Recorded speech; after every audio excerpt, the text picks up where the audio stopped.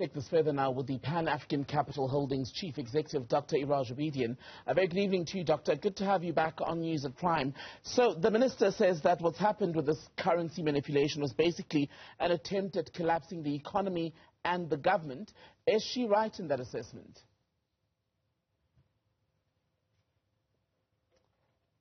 I'm sorry, I was on mute. Fantastic. We can hear you Greetings to you and our viewers. I wouldn't go in so far as reading a conspiracy to collapse the economy, but clearly we have had evidence that from time to time, because the banks are not suitably regulated internationally and locally, there are some traders in some sections of the banks, not the whole bank, in the investment and especially in the international investment division.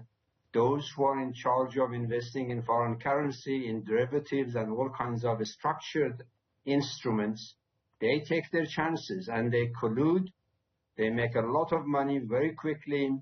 They force the currencies to depreciate at huge cost to the society. And it's not just unique to South Africa. We've had it again run against the UK pound in the 70s. We had it in South Africa, we had it in other currencies. It's a common thing, unfortunately. It's because banks are not penalized large enough to take measures to avoid these things. The problem, I suppose, from the reaction that we have seen in the last week is that many people feel that, for example, in the case of Standard and Chartered, yes, they've now agreed to testify against some of the other banks, but paying 42 million rand seems to be like small change when you consider the implications of messing with the exchange rate. Did they get off lightly? Absolutely. It's a slap on the wrist, so to speak. It's less than the budget that they spend on annual coffee in their branches globally. So it is a ridiculous penalty. I hope that the Commission will find a value in this settlement, meaning a Standard Charter has got away with murder, but their testimony hopefully will be able to enable us to charge the remaining culprits with evidence that will be given by Standard Charter and to really get a real damage claim, if you like, reparation for the damages caused to the economy. And what would that even be, and how do we make the calculation? It's not easy, but it's not impossible. There are economists have in their toolbox ways of measuring, for example, if there is a sudden run on the currency, depreciating 15%, 20%, whatever, what are the consequences for inflation? What are the consequences for interest rates? In other words, what is the collateral or the multiplier downstream effect on the economy, the adverse effect? What are the losses in terms of creditworthiness of the country, if there are any? So there are mechanisms or tools that as economists we can use to quantify and demonstrate that the damage is not just a simple superficial 10% or 15% depreciation of the currency. It's right through the economy, and the ones who pay most severely are the poor.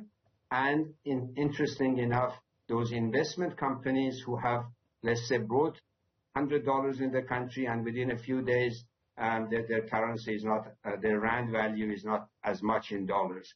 They also find it difficult to absorb that, and that has huge ramification for the investability of the country as a jurisdiction. And do these banks do this sort of thing in a country like South Africa precisely because they know that they can almost always get away with it, and even if they're found out, the penalties, in the case of Standard Chartered, are a drop in the ocean?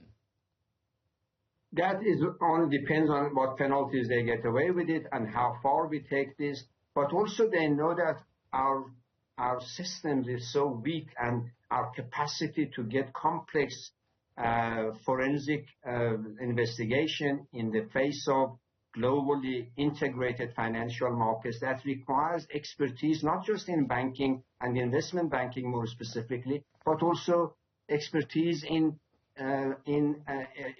information technology across jurisdictions, compliance with all kinds of disclosures, and various legislations that govern them. So they know that they can get away with it. And typically these traders who engage in this type of illegal and unethical behavior, they make a big bonus bank towards the end of the year, and typically they move on. Very few of them stay on to get caught and penalized, and the banks remain with the consequences. And it takes a long time. These things are now 15 years in the making, and we don't know how many more years it will take. And if we have the legal know-how to pursue them, it will be another 3-4 years if they succeed.